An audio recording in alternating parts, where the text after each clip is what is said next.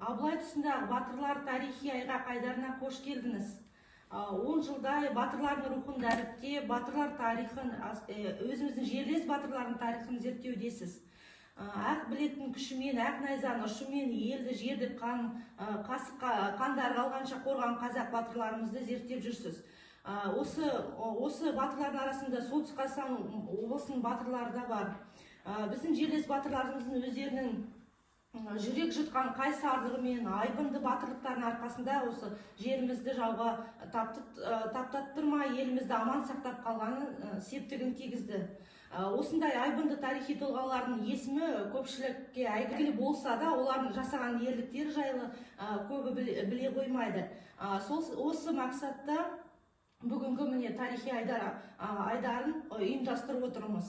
Абылай тұсында Батырлар институты өркендеген кезең деп артық айтпаспын, егер айтсам. Өйткені Абылайды қолдаған да және онымен ұйымдастырылған барлық әскери, саяси, әлеуметтік әрекеттер батырлармен жүзеге асырылғаны анық.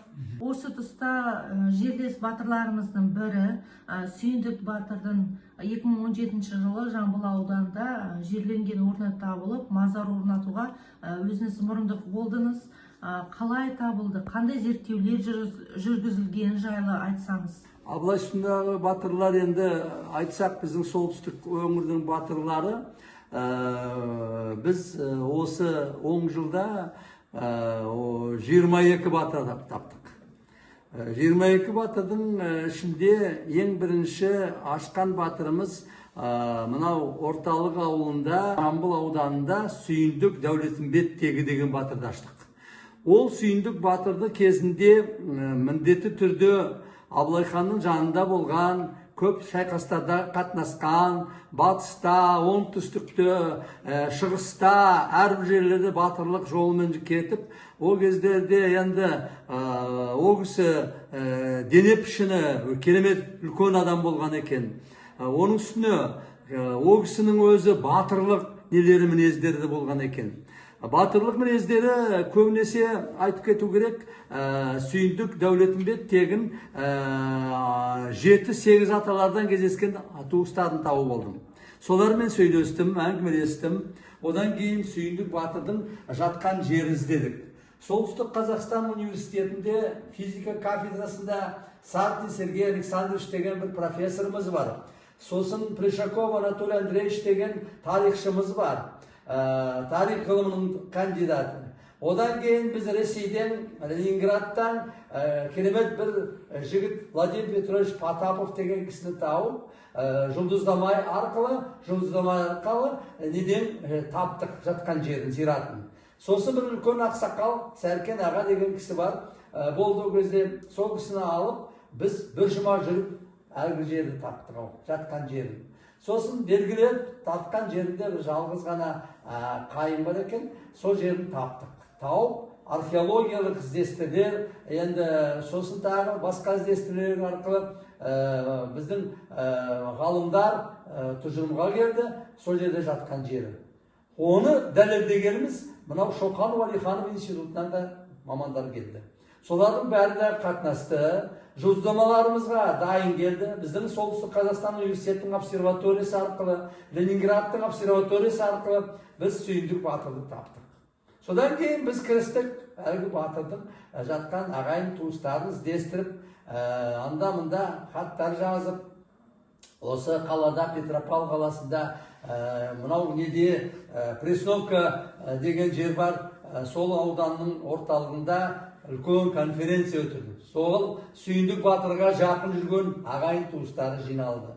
Олар кейбірлері мектеп директоры, кейбірлері қарапайым жұмыста істейтін адамдар, кейбірлері манағы орман шаруашылығында тағы басқалары. Соған үлкен конференцияда біз сөйледі.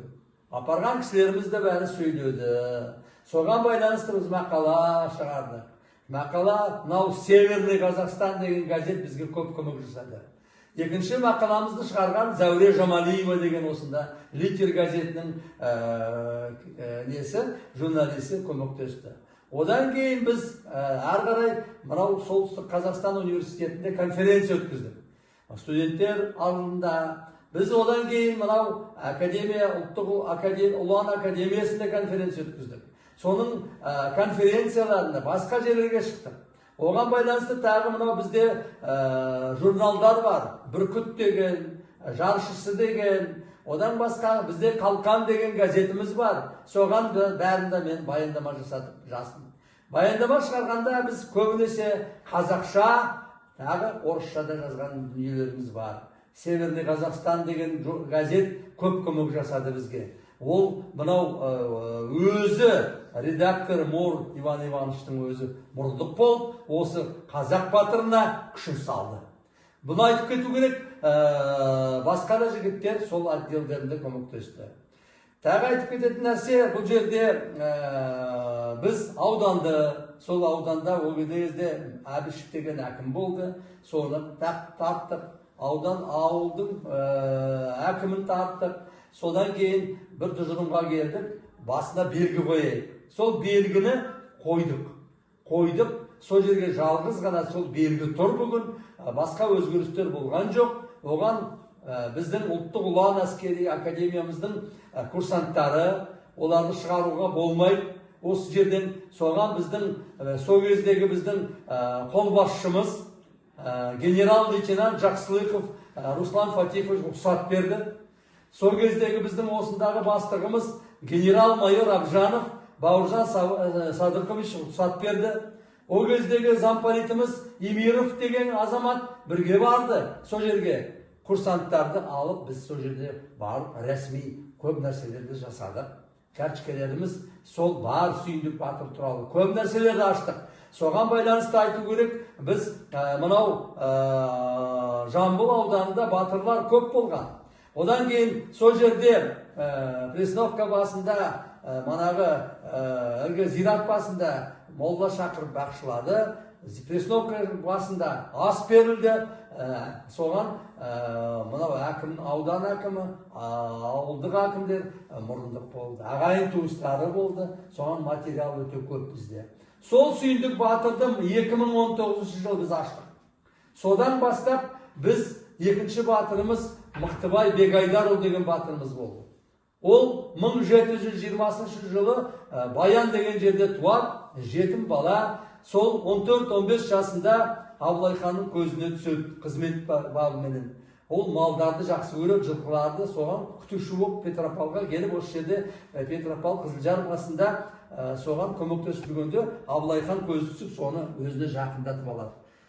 17 жасынан бастап Мықтыбай керемет соғыстарға қатынасады. 19 жасында ең керемет бір жоңғардың манағы несін жауынгерін өлтіреді. Жалғыз қолымен көтеріп, Мықтыбай әлгісіне мерт қылады. Сонда Мықтыбайды сұрайды, мені жібер, мені босат, мен саған айтқан бағаңды төлейін, маған ештеңе керек, менің жаным керек. Сонда айтты, мен елімді, жұртымды сата алмаймын, жерімді де сата алмаймын деп Мықтыбай кетеді. Содан кейін 10 жыл Мықтыбайдың артынан іздестіреді. 10 жыл жүріп Мықтыбайдың артынан іздестіріп жүріп, 29 жасында бір құдыққа у тастап шілде айында Қарағанды облысы Шет ауданы Ақжал деген жерде манағы Мықтыбайды уландырады. Сол жерде біздің 40 батырымыз жатыр. Бәрі уланған, бәрі удан өлген, сол жерде батыр баянда жатыр. Оны айтып отқаным, біз сол жерге барып, сол жерден бір уыс топырақ әкеп, Баянға қойдық. Баян ауылында Мықтыбай манағы несінде ас берілді, сондай нелер шаралар жүргізді. Үшінші батырымыз біздің мынау солтүстіктен шыққан керемет батырымыз Жанатай Жәнкеұлы деген батырымыз болған. 17-18 ғасырларда ол кісі өзінің 9 ағайынды азамат сол жоңғарларға қарсы шыққан. Жоңғарлар неге осы біздің солтүстікке жақын болды? Мен сіздерге айтып өтейін, жоңғарлар біздің жерімізді қызықты. Біздің жеріміз құнды, біздің жеріміз бос, қаншама бидай егеміз. Содан кейін әлгі Жанатай батыр, Жанатай Жәнкеұлы сол жоңғарлармен соғысып жүрген кезінде сол өрнектің бір тасты жерлеріне өзінің ұлтарағын тастап кеткен. Мен аман есен келсем, 9 ағайынымен кетеді ғой соғысуға. 5-6 жылғасын қайтып келеді, әлгі ұлтарағын тауып алады. Ұлтарағын тауып алғаннан кейін сол жерге мекен қалады. Сол жерде біз керемет мүсін қойылды. Жанатай батырдың басына тас қойылды. Ағайын туыстарын жинап, сол жерде керемет шара жүргізілді. Ол мүсін бүгінгі бар. Төртінші батырымыз Жанатай Аханұлы деген батырымыз болды. Жанатай Аханұлы мынау біздің Айыртау ауданы Саумалкөл деген жер бар. Оның бір Орловка деген жерінде алдыңғы жылы соған керемет не қойылды. Кесене. Оған 10 шақты 9 ағайынды екен олардағы. Олардың туыстарын бәрін жақынып, о жерде жұмылып, ағайын туыстары керемет той жасады ата бабаларына. Сосын былтыр оған 300 жылдығына қайтадан той жасады. Жанатай Аханұлы деген батыр болды. Бірақ Жанатай Аханұлы батырлығына көп информация менде жоқ. Бірақ келешекте ол кісіде керемет сондай батырлық жолмен кеткен. Тағы айтып кететін 14-ші біздің жақтан шыққан керемет бір батырымыз бар. Мынау Жамбыл ауданында туған, өскен, сол жерде жерленгенін былтыр таптық. Ол Жәнібек батыр деген кісі болған. Ол кісі 1643 жылы Орбұлақ шайқасына қатынасқан. Содан ол аман-есен сол жақтан шығып, ол кезде Ағынтай менен Қарасай батырлар жас кезінде солармен соғысқан. Сондай дәлелдемелер бар бізде. Соны біз жаздық, Плешаков екеуміз. Соны біз таптық, соны ниеттік, бірақ ағайын туыстарымыз табылмайды. Ол жерде сосын соғыстан кейін қайтып келгеннен кейін сол жерде мектепте мұғалім болған, кітап жазған, оқулықтарды, сол жерде медресе ашқан ол кісі оқымысты адам болған. Сосын Тарқан мен Үлгінің арасында бір зират таптық, сол жерде ол кісі жатыр. Тағы айтып кететін жағдай мынау бізде солтүстік Қазақстан облысында атақты Жарғайын батырлары. Бұлардың батырлық жолы өте бір ауыр жол. Соған байланысты Абылқайыр хан кезінде 1742 жылы Елизавет екіге хат жазды. Осылай мынау неде біздің ауылымызда осындай батыр, жұмық батырдың туыстары бар. Осы батырлығымызды сіздер қабылдаңыз, біздің елімізді, жерімізді сақтайды олар. Бізге көмектеседі, келешектері бұл батырлардың үлкен. Соған байланысты ағайын туыстары бәрі маған шығып жатыр. Жарғайын ауылының батырлары сол жазылған хаты Абылқайыр ханның арабша менде бар. Ол сол менің мақалам да шықты, журналға, сосын газеттерге шықты. Бір айтып кететін нәрсе, Жарғайынның мынағы ағайын туыстары жұмылып соған қол ұшын беріп жатыр. Қазір сол Жарғайында келешекте үлкен бір шара жүргіземіз деген ой бар. Үлкен біздің батырларымыз, мен өткен жолда айттым, тағы айтып өтейін сіздерге, солтүстік Қазақстан жалғызғына бидаймен бай емес. Солтүстік Қазақстанның тарихы үлкен. Ұлы Отан соғысында қанша адамдар батырлық жасады. Мынау жай еңбек батырлар да көп. Ал енді біздің мынау қазіргі ашып атқан батырларымыз көп жақсылық қалдырды, із қалдырды. Менің өзіме керемет әсер ететіні осы батырлардың келешегін тарихта біз мектептерде неге бермейді? Неге олар оқымайды? Неге олар сондай бір кітаптарды жазылмайды? Неге ол батырларымыз, біз өзіміз Ұлттық ұлан академиясы сол осы жағына мен ғана кірісіп, осы нәрселерді көтеріп, мынау қасиетті Қазақстанға кіргізген батырларымыз бар. Қазір қасиетті Қазақстан Республикаға кірген жалғыз батырымыз Сүйіндік Дәулетімбеттегі. Қалғандары бәрідағы мынау облыс, аудан меңгерінде несінде жүр. Ал енді келешекте осыларды бәрін кіргізу. Сосын біз керемет күш салдық, осы батырларымызды энциклопедия, қазақ энциклопедиясына кіргізу. Осылардың аты алтын әріппен жазылу керек. Қалай 19 жаста бізде оқып атқан балалар сондайға барған. Көреді ғой, анандай балалар бізде, жас балалар оқып атыр, анаңнан келіп, солтүстік, оңтүстіктен бәрідағы. Солар білу керек, олардың патриоттық сезімі биік болғаны. Сонда анау оқымаған манағы бала, оқымаған, шықай жерде түк білмеген бала, кім манағы Мықтыбай Бегайдарұлы, соның бір туыстары Нұрлан деген Алматыда тұрады, тағы бір туысы бар ағайындары, солар шығып маған осы мәселені бәрін көтерді. Ал енді мынау сондай шараларға біздің әскери академиямыздың офицерлері де қатынасты. Олар барды сол жерге. Олар қатынасты. Сол жердің тумалары. Неге десеңіз, бұл үлкен нәрсе. Біз шалындай шараларға курсанттарды да апаратын жағдайымыз бар. Сол кезде үлкен жұмысты 2 генерал көтерді. Тағы айтайын, бүгінгі қорғаныс министрі генерал-полковник Жақсылықов Руслан Фатихович пен біздің ұлттық мынау қолбасшымыздың орынбасары генерал-майор Абжанов Бауыржан Садықұлы. Ол кісілер осыны бәрін көтермесе, мүмкіншілік болмасын. Біздің журналдарымызға бәріне шығарам. Біздің конференцияларымыз бар ұлттық ұлан академиясында. Мынау курсанттар конференциясы. Соған ғылыми зерттеу жұмыстарын жүргіземіз. Сонда балалар, жас балалар бәрін дайындайды. Оның үстіне біз бұл кітаптарды қазақшаға әрқашанда батырларды дәріптеу керекпіз. 2020 жылы Абылай хан резиденциясы музей кешені қорына Сүйіндік батырдың ұрпақтары мен жәдігерлер табысталған еді. Яғни ол ер белбеуі, астау және батырдың кигізі. Тыңдаушылар назарына осы жәдігерлердің тарихы жайлы айтып берсеңіз.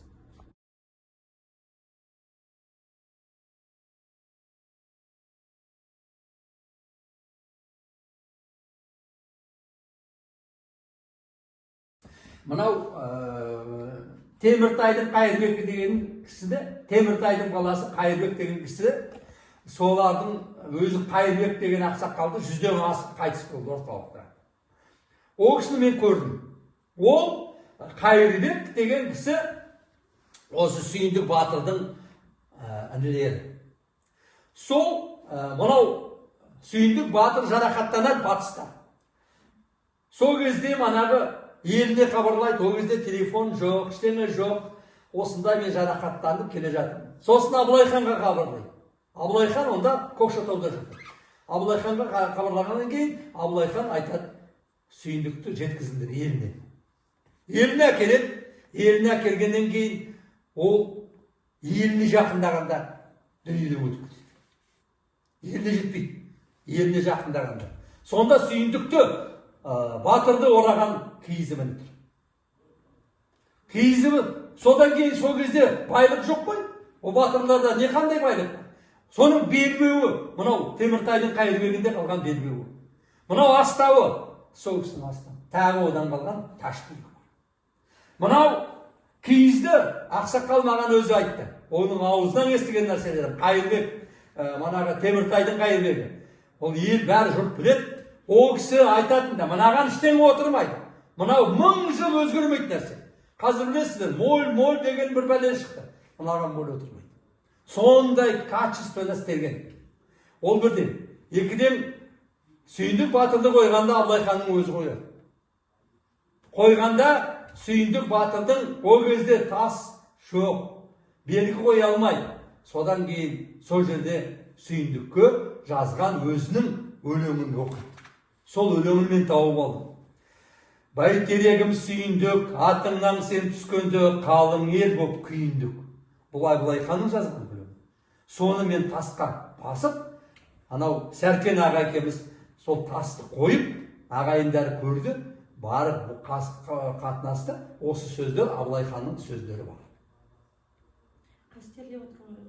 Енді мына белбеу, сол кездегі белбеу. Бұл белбеудің мөрлері, анау Плешаков қарады, сол кездердің мөрі келеді. Бірақ аяқ кезінде айту керек, бұл қанша жыл өтті? 300 жылдай өтті ғой бұл. Өзгерістер болды ғой енді, мынау бәрі тері ғой, өзгереді. Ал мынау астау да өзгерді. Ондай қазір астаулар аз кездеседі. Қазір әдемі астаулар, мынау ескі уақыттағы астаулар. Екі азамат, екі батыр көтеретін астаулар болған ғой бізде. Оны айтып отқаным, мынау Сүйіндік батыр, батырлық жолмен кеткен адамдар дүние жинаған жоқ. Оларда ештеңе болған жоқ. Оларға марапат берілген жоқ. Ол кезде марапат жоқ. Оларға қалмақтардың қызын берген. Марапат ретінде. Сол қалмақтың екі қызын берген ғой Сүйіндікке. Сол екі қызды алып келген орталыққа. Содан тұқымда бар. Көрдіңіз бе? Ол кездерге орден, медаль деген жоқ. Соның бәрінде біз еске салуымыз керек. Сондай нәрсе енді мен білетінін айтқым керек. Ал енді бұл нәрселерге мен өзім Әлияны тауып алдым. Әлия Қайырбекова деген Солтүстік Қазақстан университетінде тауып алдым. Киікбайдың қызы, ана неде жазылған бәрі. Киікбайдың қызы, әкесі, оның Киікбайдың әкесі Жұмағали. Жұмағалиден кімнің отан соғысында болған. А Жұмағалидың әкесі мана Қайырбек, Теміртай, оның әкесі Теміртай. Мен 7-8 аталарым білемін оны. Солардан қалған тұяқ. Аға, енді бәрі дұрыс айтылып жатқан жан сөздеріңіз. Ал мына өскелең ұрпаққа өнегеңіз бар ма? Не айтам? Мен біздің ұрпағымызға патриоттық сезім оятам. Бізге не керек? Біз бала кезімізде оқымаған, әкем менің отан соғысында болған, шалдар жиналып кешке қарай хиссаларды оқытатын маған. Хисса оқып, шешем марқұм ет асады, ас дейді, соларға береді. Сол 3-4-ке дейін оқып отыратындар. Ал қазіргі балалар кітапханаға бармайды. Қазіргі балалар бастарын сұқпайды, мектепте оқығысы келмейді. Ал қазіргі балалар өткен тарихты оларға қажет жоқ. Интернеттен тауып аламыз дейді. Көрдіңіз бе? А оны кіргізу керек алдымен интернетке. Соған байланысты біздің мектептерде бұны сабақтарға дұрыс көзбен қарау керек. Бізде бар енді мінездің бәрі батырларымыздың барып жүргенде бізді керемет қолын құшақтап шақырған жоқ қайсы. Кейбір қабылдамаған әкімдері болды, ауданның қабылдамаған ауылдың әкімдері болды, мектептің директорлары болды, бізді қабылдамаған. То есть бізде көз бояушылық көп. Осы жағынан қайсы жағдайлар болды. Бірақ мен оны айтпаймын, ол ұмытылатын нәрсе. Анау жастар патриоттық сезімді ояту керек, білдіру керек. Біз қазақпыз. Бізде қанымыз қазақпыз. Біздің ұлтымыз қазақ. Соны бәрінде балаларға айту керек. Біз неге біздің тілімізді айтып жүрміз? Тілімізді білуіміз керек. Ол мемлекеттік тіл. Біз міндетті түрде өзіміздің тілімізді, дінімізді, тағы басқа өзіміз дәстүрлерімізді сақтауымыз керек. Бізде керемет нәрселеріміз бар, құнды нәрселеріміз бар. 60 килограмм Мықтыбайдың сауыты шошада қалып тастаған бар. Шошада күйіп кеткенде 60 килограмм сауыты күйіп кетті. Мен сол кісілермен кездестім. Көрдіңіз бе? Біз сол біз құнды нәрселерімізді адамды сыйлауды үйрету керек. Адамды тірі кезінде үйрету керек. Бағалау керек. Адаммен бірге болу керек. Өлгеннен кейін бізде сыйлы боламаймыз. Ал тірі кезімізде сыйласақ, олай басқаша болады. Айт шалушық. Болды ма? Қонақты шақырушық. Үлкеннің алдынан өтпеушік.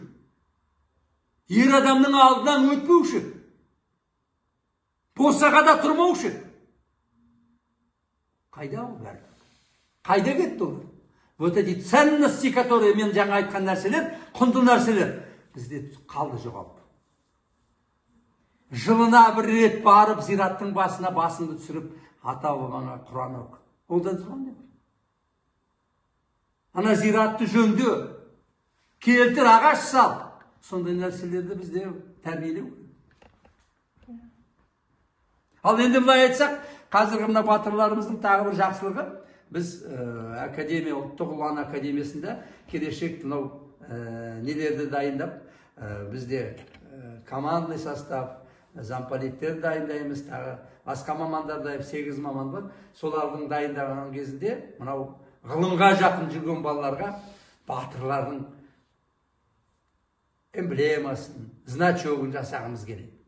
Сол бәленше батырдың атында. Ол ертең бітіреді, ертең барады мынау Шымкент жағын айтады. Мен сондай студент кезімде оқыған кезінде маған Бауыржан Момышұлының медалін беріп еді. Бұл есте қала ма? Қалғанда. Сондай нәрселерді мен қозғалтып жатыр. Сосын біздің мынау әскери частарымыз бар. Олардың аттарын беру керек батырларға. А неге біздің Абылай ханға атын бермейміз? Жоқ. Сондай нәрселерді қозғау керек балам. Бізге әлгі бір күн жақсы, сонымен жүре бермеу керек. Біз әрі қарай даму керек. Біз көбірек жазуымыз керек. Сөйлеуіміз керек. Біз біріміз қолдап осы проблеманы көтеріп көріміз керек. Рухани жаңғыру болды, тағы басқа бір проблема. Ал енді осы проблемаларға қосылып, басқа жақтан келетіндер де кездесіп қалады. Мен көріп жүрмін. Мен соның арасында болып едім деп. Көрдіңіз бе? А өзінің қол ұшын бермейді. Мынау бізде меценаттар бар. Неге сол аталарының басына бір не қоймайды? Әке шешесінің атына. Сондай нәрселер бізде жоқ. Батыр аға, барлығын айтып отқан дұрыс. Тарихты білген адам ғана қазақ халқының өзінің құндылығын сақтап қалады. Ол анық қой. Міне, сіз батырларды енді 10 жылдай зерттедіңіз деп отырсыз. Оған қалай келдіңіз? Қалай қызығушылық? Мен осы жақтан оқуға кеттім. Оқуға кетіп, әкеме айттым, Алматыға барайын дедім. Сосын әкем айтты, қарапайым адам, соғыста болған адам, барам, ақша жоқ қой, оқуға, сен бара алмайсың деп. Сосын менің ақшам Қарағандыға дейін де ғана жетті. Қарағандыға бардым. Бірақ әкемнің айтқан бір сөзі, қайда болсаң да, кім болсаң да, Алматыға барсаң да, шорт болсаң дағы, анау Сүйіндік Батырды зерттеді. Оқысыған мүрлік болған менің әкем. Ол біздің бабамыз, осы жерде жатқан, осы жердің түгел соның бабалары. Ол бала кезімде 8-9 сыныпта оқып кезде маған айтады. Бізде ауылдан шыққан көп адамдар Алматыға кетті, Алматыда бастық болды, сондай көп болды. Бірақ мен сол есімде. Содан кейін мен әскери қызметте болдым. Анда-мында осы патриоттық сезімді әрі қарай дамытам ба деген ойлар болды. Сосын мен өзім докторлық диссертациям әскери қызмет байланысты болды. Жай емес. О да осымен байланысты болды. Соның бәрі бір-біріне сәйкес келді. Сосын әкем сөзін далаға тастамайын деп осымен мен 13 жылы бастадым ғой зерттеуді. Басында ол бәрі жанұядан басталды. Иә, жанұядан басталды. Сол әкемнен басталды бәрі. Осымен бүгінгі тарихи айдарымыз аяқталды. Келіп қатысып, сұхбат бергеніңізге рахмет. Өте үлкен ауқымды жұмыс атқарып жатсыз. Ол қашанда сәтті де оңды болсын.